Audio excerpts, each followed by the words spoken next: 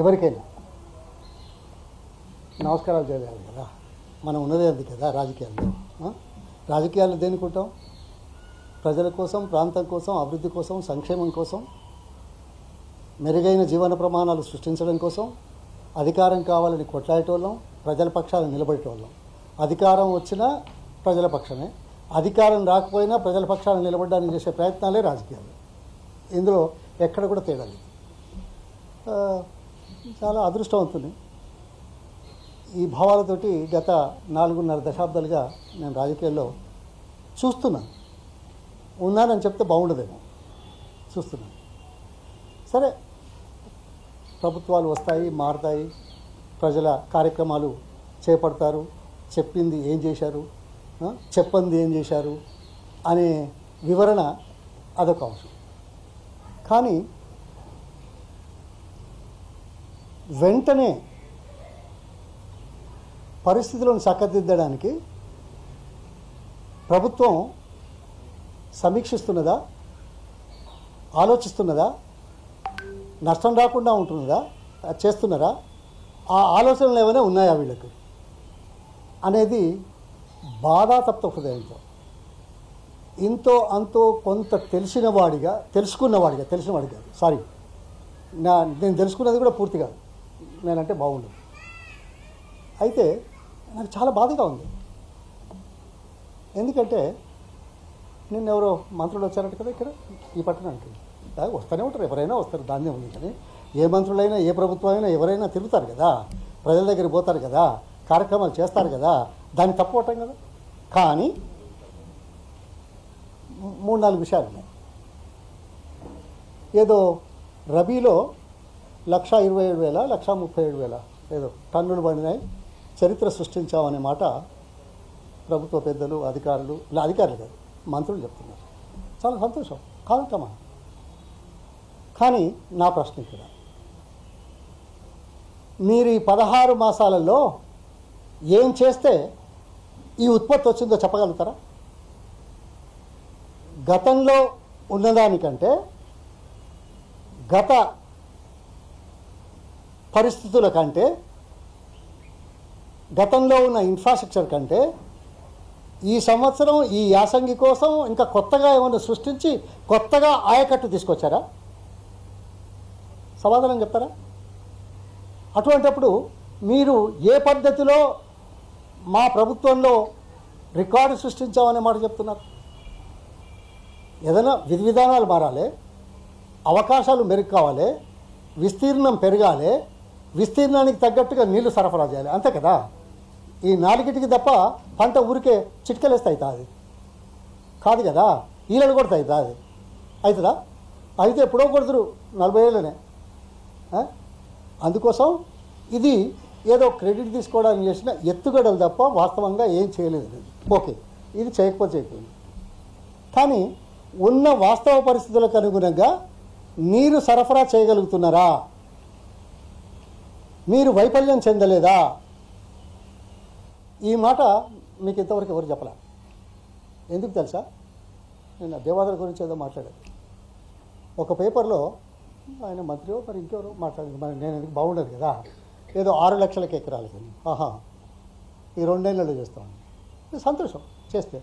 కానీ ప్రాజెక్టు యొక్క లక్ష్యం, ప్రాజెక్టు యొక్క విస్తీర్ణం తెలియకుండా మాట్లాడే నాయకులు, మంత్రులు, బాధ్యతాయుతమైన నాయకులు మాట్లాడితే ఏమనుకోవాలి? అసలు ఆ ప్రాజెక్టులో ఎన్ని ఎకరాలకు ఇద్దాం అనుకున్నాం? ఉందా మీ దగ్గర డేటా? మీకు అర్థమైందా? మీరు చూశారా? కానీ 6 లక్షలు వేశారు. ఒక ఎవరో జనం వింటారు కదా, ఏమున్నది చెప్తే. సరే, ఎవరో రాస్తారు, మీరు చెప్పింది రాక తప్పదు కదా. మీరు మీ దగ్గర ఏముంది? ఏం లేదు కదా. ఓకే, 6 లక్షలు పోనీ 6 లక్షలకి ఇస్తాడు అనుకుందాం, ఇంకా కొద్దిగా ఎక్కువ చేస్తాడు అనుకుందాం.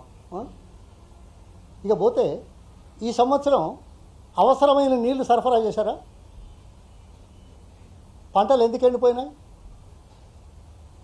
దేవాదుల్లో సమ్మక్క సారక్క జలాశయం నుంచి, ప్రాజెక్ట్ నుంచి కిందికి నీళ్ళు ఎండిపోయినాయో తెలుసా? మీ దగ్గర ఏమైనా రికార్డు ఉందా? మీరు డిపార్ట్మెంట్ నుంచి ఏమైనా రికార్డు తీసుకొని మాట్లాడుతున్నారా? దురదృష్టం. పోయిన రబీలో అప్పుడు కూడా సమస్య అయింది, నీళ్ళు లేవని.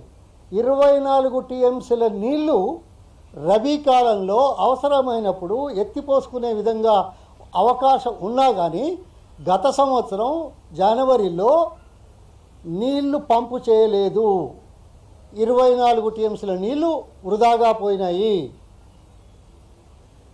అవునా? ఏది దేవాదులు చెప్పండి. ఇక ఈ సంవత్సరం ఏమయ్యా సిగ్గుచేటు కదా, మీరు ఇంత గొప్పగా మాట్లాడుతున్నారు, బాగా తిరుగుతున్నారు, బాగా చెప్తున్నారు. 3 ఫేజులు ఏదో మొన్న ఏదో 3వ ఫేజు ఇక్కడ టన్నెల్ దగ్గర ఏదో పంప్ ఆన్ చేస్తే పాపం మళ్ళీ 3 రోజుల దాకా ఉండి తర్వాత 3వ రోజు 4వ రోజు పోతే మళ్ళీ సరే ఇవన్నీ మామూలైతే. ఇప్పుడు ట్రయల్ రన్స్, ఎక్స్పెరిమెంట్స్, పనులు కొంత ఇబ్బందులు అవుతాయి. చేస్తుంటేనే తెలుస్తుంది, చేయకపోతే ఏం తెలుస్తుంది? చేస్తే తప్పు అయితే తప్పు పట్టాలా మిమ్మల్ని? కాదు కదా. ఓకే, చేస్తున్నప్పుడే తప్పులు అవుతాయి, పొరపాట్లు జరుగుతాయి. చేయకపోతే అంత మంచిగానే కదా. అంత నీచ స్థాయికి దిగినవాడు పొన్నాళ్ళు లక్ష్మే కాదు ఆరోపణ చేయడానికి. కానీ ఇవాళ 3 ఫేజులలో ఎన్ని ఫోజుల మీటర్లు నడుస్తున్నాయా ఈరోజు? ఫేజ్ 1 పనిచేస్తలేదు, ఫేజ్ 2 పనిచేస్తలేదు, ఫేజ్ 3 పనిచేస్తలేదు. అంటే 3 ఫేజులలో ఒకటే ఫేజ్ నీళ్ళు వాడుతున్నాం ఇవాళ పంపు. మిగతా పంపులు ఎందుకు స్టార్ట్ చేస్తలేవు? దేవాదుల్లో మొత్తం కెపాసిటీ 38 టీఎంసీల నీళ్లు సరఫరా చేసే వ్యవస్థ ఆల్రెడీ సృష్టించబడింది, ఇవాళ కొత్త కాదు. కానీ ఈ సంవత్సరం మీరు ఎంత ఇచ్చారా? నీళ్లు తక్కువ అంటే 17-18 టీఎంసీల నీళ్ళు కూడా లేదు. అంటే 40% కెపాసిటీని కూడా వాడుకోలేని దౌర్భాగ్య స్థితిలో ఉన్న మీ మంత్రివర్గం కానీ, మీ వ్యవస్థ కానీ, మీరు కానీ సమీక్షలు చేయకుండా జనాన్ని మోసం చేస్తారా? ఉన్నది వాడుకోవట్లే, మళ్ళీ ఏదో బాగా పెరిగిందట పంట, వీళ్ళ ముఖాలు చూసి పెరిగింది పంట. ఇది ఎంత బాధతోడు అంటున్నాను. ఎందుకు చేయకూడదు? ఓకే, ఇంకా లోకల్గా ఎన్నో విషయాలు ఉంటాయి, సమస్యలు ఉంటాయి. స్థానిక ఎమ్మెల్యేలు, మంత్రులు మా ఏరియాకి కావాలని అంటారు. అయినంత మాత్రాన మొత్తం జనానికి అక్కడికి వచ్చే పనిని పండబెట్టి కొన్ని మోటార్లు ఇంటేక్ నుంచి తీసుకొచ్చి ఎక్కడో ఒక ఎమ్మెల్యే తనకు కావాల్సిన ఎమ్మెల్యేకు ఆ ఏరియాలో 50 ఎకరాలు అంటే 10,000 ఎకరాలు 5,000 ఎకరాలకు నీళ్ళు కావాలని అక్కడ మోటార్లు బంద్ చేసి ఆ మోటార్లను బిక్కొచ్చి ఇక్కడ పెడతారా? నేనే ఒక్క మాట కూడా పొరపాటు కాదు, తప్పు కాదు, యథార్థం. ఇది పరీక్షించాలి, ఇది చేయాలి. ఇకపోతే మనకు ఇది దేవాదులది అంతే కదా. దేవాదుల ఇలా ఏ ఒక్క చెరువులో నీళ్ళున్నాయా? మొదటి నుంచి పంపు చేసుకుంటూ ఉంటే, వర్షాకాలంలో కూడా పంపు చేసే పరిస్థితులు ఉంటే, నీళ్లు నిండి వచ్చేటి అయినా పంపు చేసిన అయినా తీసి ఉన్న చెరువులు కుంటలన్నీ నింపుకుంటే బాగుండేదా లేదా? చెరువులు కుంటలు నింపడానికి కూడా నీళ్లు పంపు చేస్తేనే కదా వచ్చేది. మరి మీరు ఇంత తక్కువ నీళ్ళు ఎందుకు పంపు చేస్తున్నారు? ఆలోచించిందా? ఏమన్నా ఉంటే కదా ఆలోచించాలి, దృష్టి పెడితే కదా, దాని మీద ధ్యాస ఉంటే కదా, రైతుల మీద, వ్యవసాయం మీద ఏమైనా అవగాహన పెంచుకుంటే తప్ప అవుతుందా? అంతేకాదు, ఇవాళ ఇది ఉన్నాయి కదా Yellampalli is the hub of Godavari water. అది మొదలే అలా తీసుకొచ్చినాము, తర్వాత వాడుతున్నాం. దాని కింద రిజర్వాయర్లు వచ్చినాయి. సరే, కేసీఆర్ గారు వచ్చిన తర్వాత దీని కెపాసిటీ బాగా పెంచాలని పెంచేసాడు. మల్లన్న సాగర్ది 50 టీఎంసీలు ఇది అది. ఎంత కెపాసిటీ పెంచామో తెలుసా? మిడ్ మానేర్ నుంచి కింది వరకు గతంలో 40-44 టీఎంసీల కెపాసిటీ ఉంటే ఇప్పుడు 147 టీఎంసీల కెపాసిటీ రిజర్వాయర్ల కెపాసిటీ పెరిగింది. ఓకే, వర్షాకాలంలో కొద్దిగా నీళ్ళు వస్తాయేమో అని మన మిడ్ మానేర్ కానీ, ఎల్ఎండి కానీ, మిగతా వాటికి కానీ ఎంతో జాలు వస్తుంది కదా, వాగులు వస్తాయి కదా, ఆ నీళ్ళు వస్తాయి. కానీ ఆ నీళ్ళతోటి నిండుతుందని మీకేమైనా అవగాహన ఉందా? నీళ్ళతోటి నిండకున్నా మనకు అవకాశం ఉంది, పంపు చేసుకుంటే ఎల్లంపల్లి నుంచి ఇవన్నీ నింపుకోవచ్చు అనే బుద్ధి, జ్ఞానం బయటపడదా? మళ్ళీ ఇగో ఇక్కడే ఒక మాట ఏంటిది, 234 టీఎంసీల నీళ్ళు నా దగ్గర అన్నీ ఉన్నాయా? ఏదో ఊరికే ఊసిపోక కాదు, ఏదో పొలిటికల్గా రాజకీయం కోసం కాదు నేను మాట్లాడేది. 234 టీఎంసీల నీళ్లు ఎల్లంపల్లి నుంచి కిందికి పోయే పరిస్థితి ఉంది. కిందికి పోయినాయి. దాంట్లో పోయే అవకాశం ఏర్పడితే అందులో మీరు పంపు చేసింది ఎంత? 24 టీఎంసీలు సంవత్సరం అంతా. 24 టీఎంసీలు అంటే 100 టీఎంసీల పైచిలకు కెపాసిటీ రిజర్వాయర్లలో పెట్టుకొని అది కనుక సగం కానీ పూర్తి కానీ నింపుకుంటే, దాని ద్వారా ఉండే ఈ ప్రాంతంలో ఉండే చెరువులు కుంటలు నింపుకుంటే ఈరోజు మరింత పంట పడపోనా? ఇది ఎవడు చెప్పాలే? ఎందుకయ్యా బాధ్యత? అంటే నాకేదో బాగా తెలిసిందని కాదు, కానీ ఇంత కొద్దిగా తెలుసు. మా అమ్మ 12 పైసల కూలి, వ్యవసాయ కూలి నాట్లకు పోయేది. మగవాళ్ళకు పావులు ఇచ్చేది, ఆడవాళ్ళకు బ్యాడ్ ఇచ్చేది. అప్పుడు బ్యాడ్ అనేది మీకు బ్యాడ్ అంటే తెలుసా? తెలియదు. పావులు అంటే తెలిసేమో. 12 పైసలు.